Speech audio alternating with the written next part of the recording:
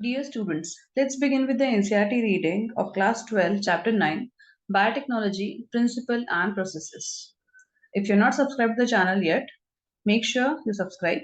Thank you in advance. Let's begin with the reading. Biotechnology deals with techniques of using live organisms or enzymes from organisms to produce products and processes useful to human. In this sense, making curd, bread, or wine, which are all microbe mediated processes, could also be thought as a form of biotechnology. However, it is used in a restricted sense today to refer to such of those processes which use genetically modified organisms to achieve the same on a larger scale. Further, many other processes or techniques are also included under biotechnology. For example, in vitro fertilization leading to a test tube baby, synthesizing a gene and using it, developing a DNA vaccine or correcting a defective gene are all part of biotechnology. The European Federation of Biotechnology has given a definition of biotechnology that encompasses both traditional view and modern molecular biotechnology. The definition given by EFB is as follows: the integration of natural science and organisms, cells, parts thereof, and molecular analogues for products and services.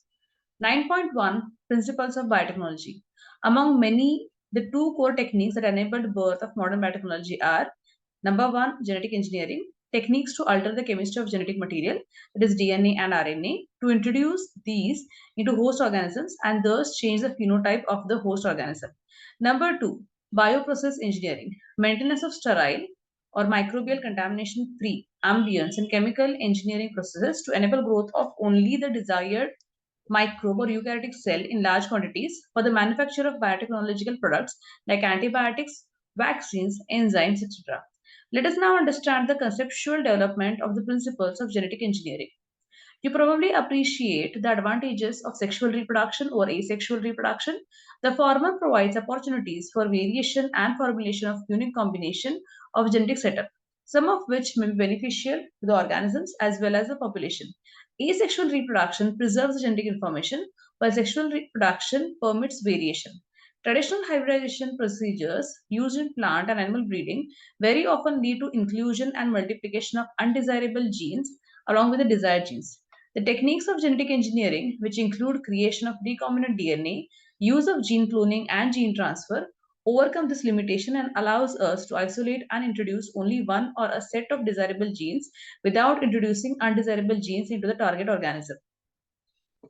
Do you know the likely fate of a piece of DNA which is somehow transferred into an alien organism? Most likely, this piece of DNA would not be able to multiply itself in the progeny cells of the organism. But when it gets integrated into the genome of the recipient, it may multiply and be inherited along with the host DNA. This is because the alien piece of DNA has become part of a chromosome which has the ability to replicate. In a chromosome, there is a specific DNA sequence called the origin of replication, which is responsible for initiating replication. Therefore, for the multiplication of any alien piece of DNA in an organism, it needs to be a part of the chromosome which has a specific sequence known as origin of replication. Thus, an alien DNA is linked with the origin of replication so that this alien piece of DNA can replicate and multiply itself in the host organism. This can also be called as cloning or making multiple identical copies of any template DNA. Let us now focus on the first instance of the construction of an artificial recombinant DNA molecule. The construction of the first recombinant DNA emerged from the possibility of linking a gene encoding antibiotic resistance with a native plasmid.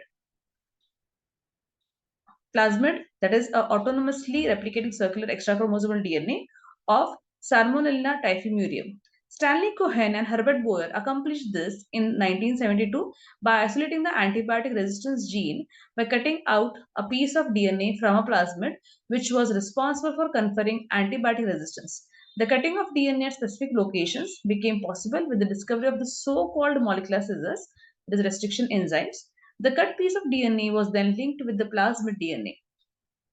This plasmid DNA acts as vector to transfer the piece of DNA attached to it. You probably know that mosquito acts as an insect vector to transfer the malarial parasite into human body. In the same way, a plasmid can be used as a vector to deliver an alien piece of DNA into the host organism.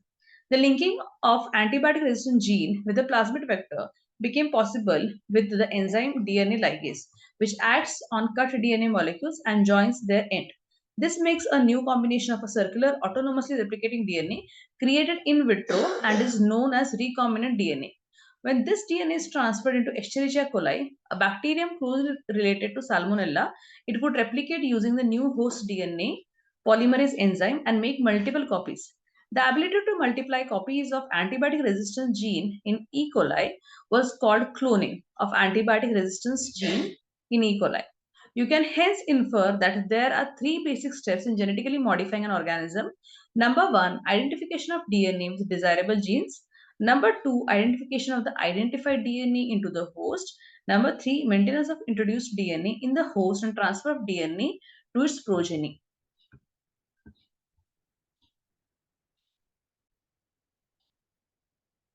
9.2 Tools of Recombinant DNA Technology. Now we know from the foregoing discussion that genetic engineering or recombinant DNA technology can be accomplished only if we have the key tools, that is restriction enzymes, polymerase enzymes, ligases, vectors, and the host organism. Let us try to understand some of these in details. 9.2.1 Restriction enzymes. In the year 1963, the two enzymes responsible for restricting the growth of bacteriophage in Escherichia coli were isolated. One of these added methyl groups to DNA while the other cut DNA. The latter was called restriction endonuclease.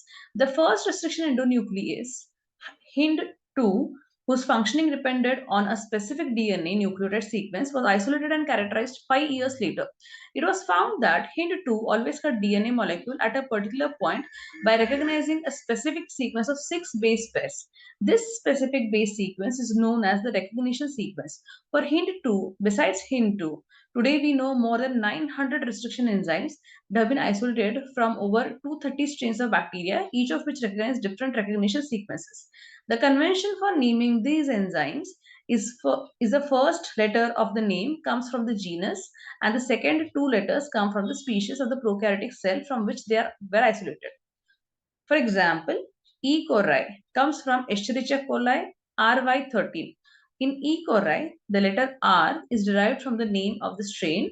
Roman numbers following the name indicates the order in which the enzyme were isolated from the strain of bacteria. Restriction enzymes belong to a larger class of enzymes called nucleases. These are of two kinds, exonucleases and endonucleases.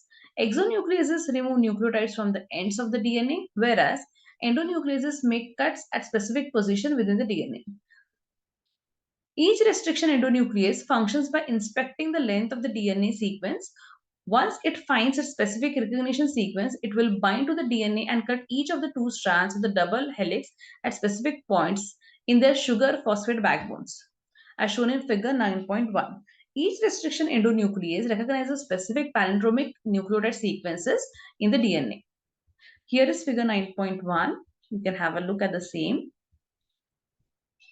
Do you know what are palindromes?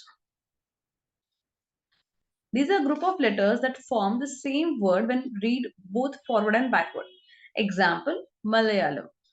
As against a word palindrome where the same word is read in both directions, the palindrome in DNA is a sequence of base pairs that reads same on on the two strands when orientation of reading is kept the same.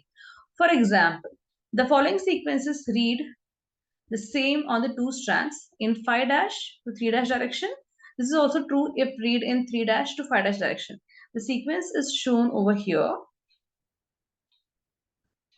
Restriction enzymes cut the two strands of DNA a little away from the center of the palindrome sites, but between the same two bases on the opposite strands. This leaves a single-stranded portion at the ends. There are overhanging stretches called sticky ends on each strand. These are named so because they form hydrogen bonds with their complementary cut counterparts. This stickiness of the end facilitates the action of the enzyme DNA ligase. Restriction endonucleases are used in genetic engineering to form recombinant molecules of DNA, which are composed of DNA from different sources or genomes. When cut by the same restriction enzyme, the resultant DNA fragments have the same kind of sticky ends, and these can be joined together end to end using DNA ligases as shown in figure 9.2. The figure 9.2 is over here. Have a look at the same.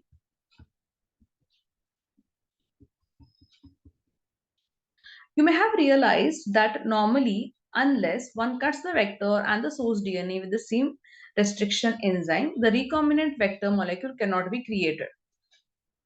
Separation and isolation of DNA fragments. The cutting of DNA by restriction endonucleases results in the fragments of DNA. These fragments can be separated by a technique known as gel electrophoresis. Since DNA fragments are negatively charged molecules, they can be separated by forcing them to move towards the anode under an electric field through a medium or matrix. Nowadays, the most commonly used matrix is agarose, which is a natural polymer extracted from seaweeds. The DNA fragments separate according to their size through sieving effect provided by the agarose gel. Hence, the smaller the fragment size, the farther it moves. Have a look at the figure 9.3. The separated DNA fragments can be visualized only after staining the DNA with a compound known as ethidium bromide followed by exposure to UV radiations.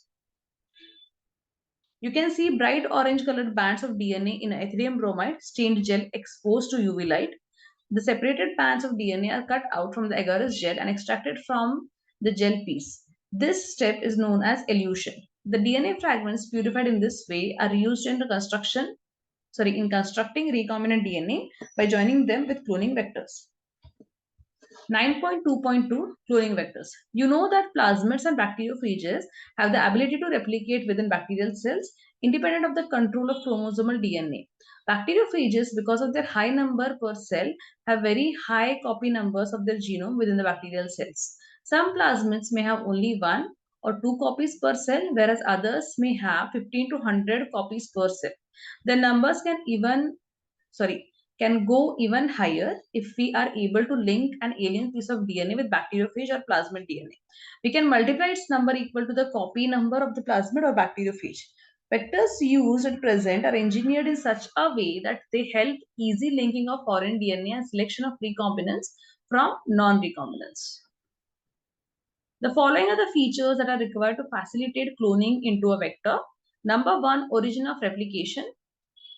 This is a sequence from where replication starts, and any piece of DNA, when linked to this sequence, can be made to replicate within the host cell. These sequences is also responsible for controlling the copy number of the linked DNA. So, if one wants to recover many copies of the target DNA, it should be cloned in a vector whose origins support high copy number. Number two, selectable marker. In addition to ORI, the vector requires a selectable marker, which helps in identifying and eliminating non-transformants and selectively permitting the growth of the transformants. Transformation is a procedure through which a piece of DNA is introduced into a host bacterium.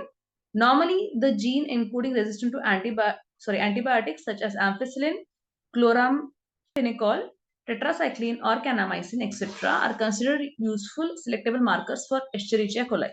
The normal E. coli cell do not carry resistance against any of these antibiotics. Number three, cloning sites. In order to link the alien DNA, the vector needs to have very few, preferably single recognition sites. For the commonly used restriction enzymes, presence of more than one recognition sites within the vector will generate several fragments, which will complicate the gene cloning.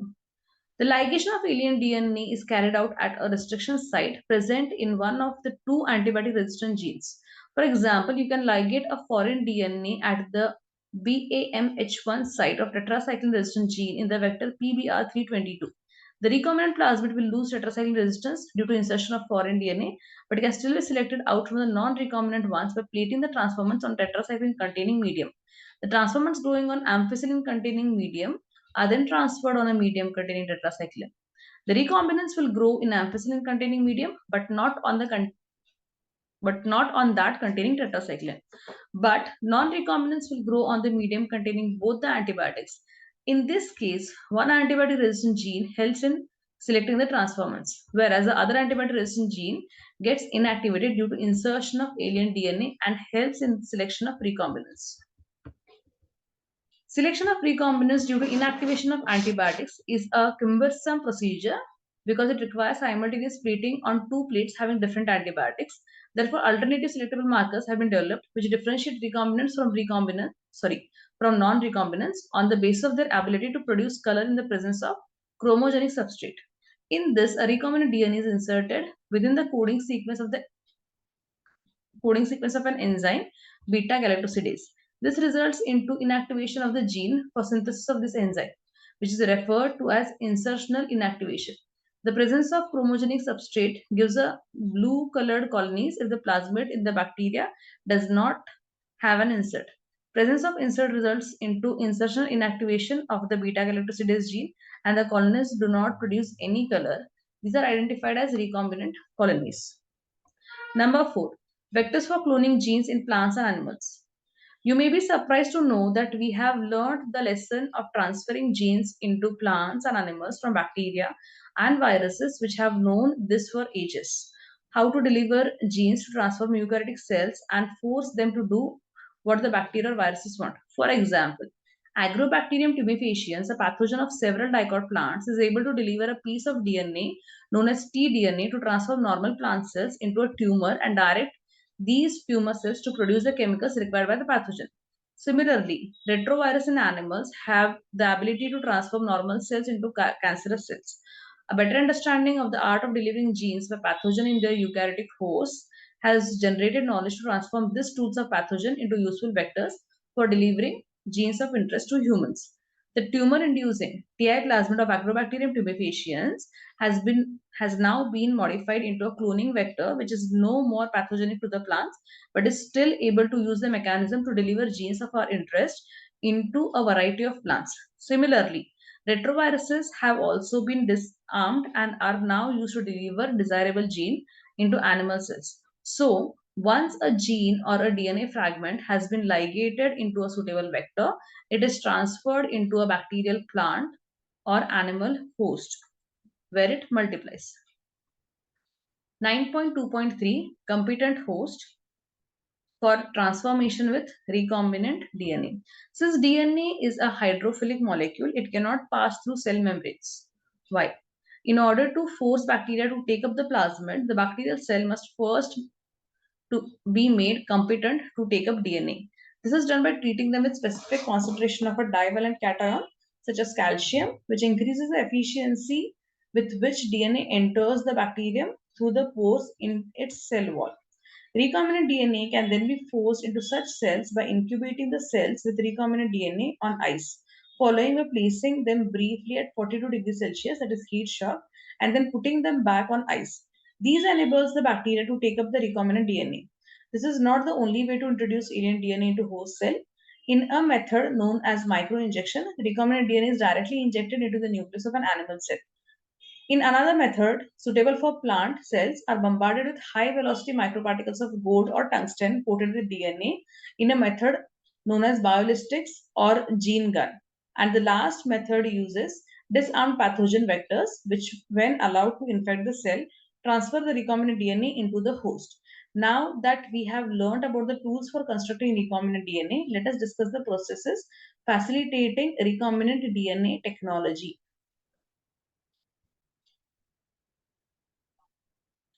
9.3 Processes of Recombinant DNA Technology.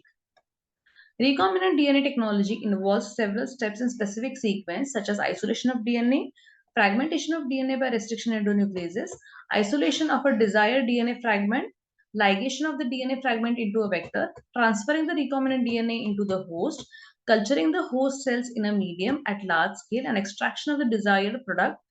Let us examine each of these steps in some details. 9.3.1 Isolation of genetic material, that is DNA. Recall that nucleic acid is the genetic material of all organisms without exception. In majority of organisms, this is a deoxyribonucleic acid or DNA. In order to cut the DNA with restriction enzyme, it needs to be in pure form, free from other macromolecules. Since the DNA is enclosed within the membranes, we have to break the cell open to release DNA along with other macromolecules such as RNA, proteins, polysaccharides, and also lipids. This can be achieved by treating the bacterial cell or plant or animal tissue with enzymes such as lysozyme in case of bacteria, cellulose in case of plant cell, chitinase in case of fungus. You know that genes are located on long molecules of DNA intertwined with proteins such as histones. The RNA can be removed by treatment with ribonuclease, whereas proteins can be removed by treatment with protease. Other molecules can be removed by appropriate treatment, and purified DNA ultimately precipitates out after the addition of chilled ethanol. This can be seen as collection of fine threads in the suspension. 9.3.2 Cutting of DNA at specific locations. Restriction enzyme digestions are performed by incubating purified DNA molecules with the restriction enzyme. At the optimal condition for that specific enzyme, agarose gel electrophoresis is employed to check the progression of a restriction enzyme digestion. DNA is a negatively charged molecule, hence it moves towards the positive electrode, that is anode, as shown in figure 9.3. The process is repeated with the vector DNA also. The joining of DNA involves several processes. After having cut the source DNA as well as the vector DNA with a specific restriction enzyme, the cutout gene of interest from the source DNA and the cut vector with space are mixed and ligase is added. This results in the preparation of recombinant DNA. 9.3.3 Amplification of gene of interest using PCR. PCR stands for Polymerase Chain reaction. In this reaction, multiple copies of the gene or DNA of interest is synthesized in vitro using two sets of primers. Small chemically synthesized oligonucleotides that are complementary to the regions of DNA are primers, and the enzyme DNA polymerase. The enzyme extends the primers using the nucleotides provided in the reaction and the genomic DNA as template. If the process of replication of DNA is repeated many times, the segment of DNA can be amplified to approximately billion times. That is, 1 billion copies are made. Such repeated amplification is achieved by the use of thermostable DNA polymerase isolated from a bacterium Thermus aquaticus, which remain active during the high temperature induced denaturation of double-stranded DNA. The amplified fragment, if desired, can now be used to ligate with a vector for further cloning, as shown in figure 9.6. 9.3.4 Insertion of recombinant DNA into the host cell or organism. There are several methods of introducing the ligated DNA into recipient cells. Recipient cell, after making them competent to receive, take up DNA present in its surrounding. So, if a recombinant DNA bearing gene for resistance to an antibiotic, for example ampicillin, is transferred into E. coli cells, the host cells become transformed into ampicillin resistant cells. If we spread the transformed cells on agar plates containing ampicillin, only transformants will grow. Untransformed recipient cells will die. This is due to ampicillin resistant gene. One is able to select a transformed cell in the presence of ampicillin. The ampicillin resistant gene in this case is called a selectable marker. 9.3.5 Obtaining the foreign gene product. When you insert a piece of alien DNA into a cloning vector and transfer it into a bacterial, plant, or animal cell, the alien DNA gets multiplied in almost all recombinant technologies. The ultimate aim is to produce a desirable protein. Hence, there is a need for the recombinant DNA to be expressed. The foreign gene gets expressed under appropriate conditions. The expression of foreign genes in host cells involve understanding many technical details. After having cloned the gene of interest and having optimized the conditions to induce the expression of the target protein, one has to consider producing it on a large scale. If any protein encoding gene is expressed in a heterologous host, it is called a recombinant protein. The cells harboring cloned gene of interest may be grown on a small scale in the laboratory. The cultures may be used for extracting the desired protein and then purifying it by using different separation techniques. The cells can also be multiplied in a continuous culture system wherein the used medium is drained out from one side while fresh medium is added from the other to maintain the cells in their physiologically most active log or exponential phase. This type of culturing method produces a large biomass leading to higher yields of desired protein. Small volume cultures cannot yield appreciable quantities of products to produce in large quantities. The development of bioreactors where large volumes, that is 100 to 1000 liters of culture can be processed was required. Thus, bioreactors can be thought of as vessels in which raw materials are biologically converted to specific products, individual enzymes, etc., using microbial plant, animal, or human cells. A bioreactor provides the optimal conditions for achieving the desired product by providing optimum growth condition, that is temperature, pH, substrate, salts, vitamins, oxygen.